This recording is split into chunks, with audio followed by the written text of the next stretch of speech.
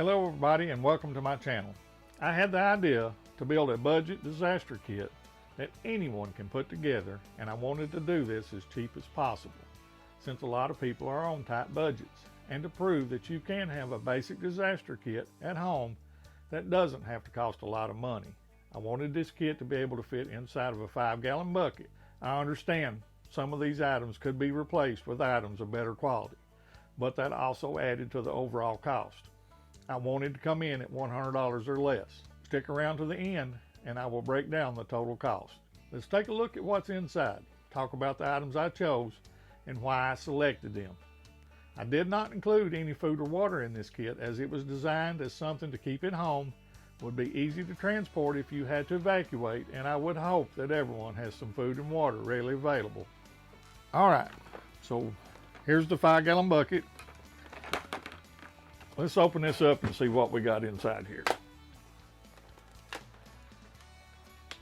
Okay, the first item that I put in here was a Sawyer Mini water filter. These are good water filters and they're capable of filtering up to 100,000 gallons of water. Use them to fill up a water bottle. You can use them in line with a water bladder, or you can drink straight from the bag, or use it like a life straw with the included straw that comes in the kit. The next item I put in here is just a basic first aid kit. This is a Johnson & Johnson. It's got 160 pieces. Of course, it's got 15 cleaning wipes and 10 all-purpose dressings. It does have Neosporin, Benadryl, Tylenol, and Bengay cold pack. It's got 55 band-aids, another 50 shear bandages, 5 water block bandages, 10 butterfly closures, 3 Band-Aid brand hurt-free non-stick pads, a roll of gauze, a roll of tape, and a little pair of scissors. I would supplement this by adding some bigger gauze pads, because the gauze pads that are included are 2x2s, but a basic first aid kit. The next item I added was the Walmart camping light set. It's got several different types of lights in the kit, and it was very cheap. It did include the batteries for all the lights. It has this little small lantern type that you can use as a clear light, and it's got a little blue light on the bottom, or a flashing blue emergency light. It has 2 of the aluminum pin lights, just a basic flashlight that you can use.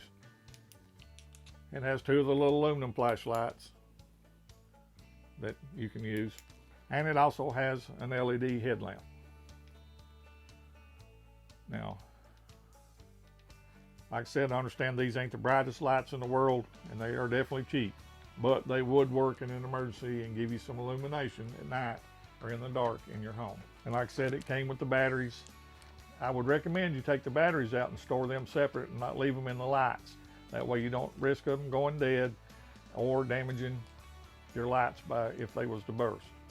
I also added an additional supply of batteries, enough to refill everything in the kit. The next item I included was an emergency radio. I like this radio for the simple fact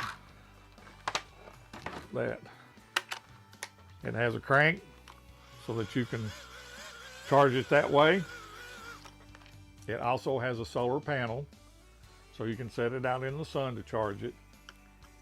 It will run off regular AAA batteries, and you can charge it with a USB cord.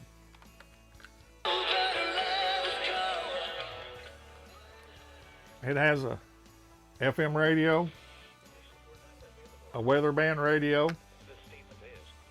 It also has AM and shortwave with a built-in flashlight, a small carry handle with a little cheap compass on the top. But the main thing is this way you have a means to get information should the grid be down and you need to find out what's going on in your area. The next item I included was a 4-pack of wet wipes.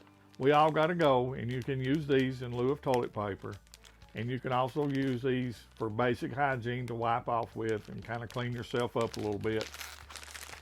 So I included those. I included a manual can opener.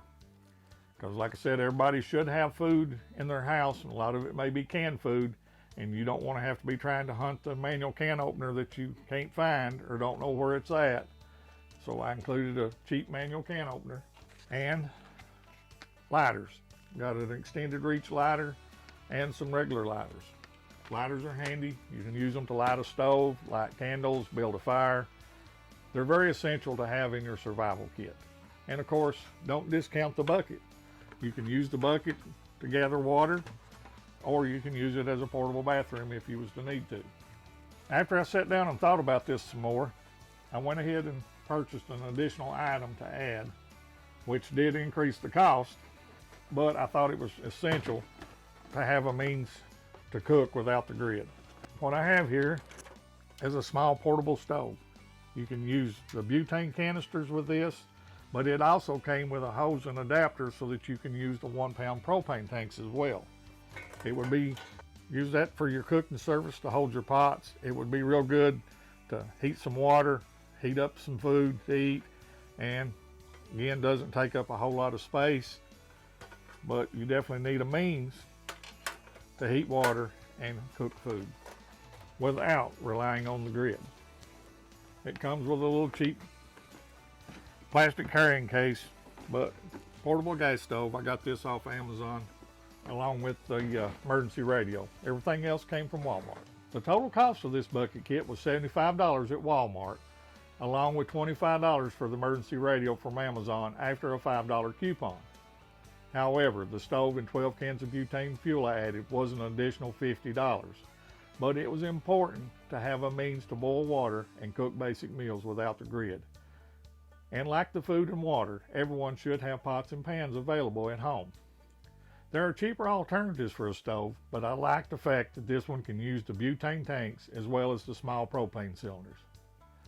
Let me know in the comments, what would you change, add, or take away? If you found this helpful, please hit the like button and share it. Please subscribe. And remember, prepare today for what may happen tomorrow, and I will see you on the next video.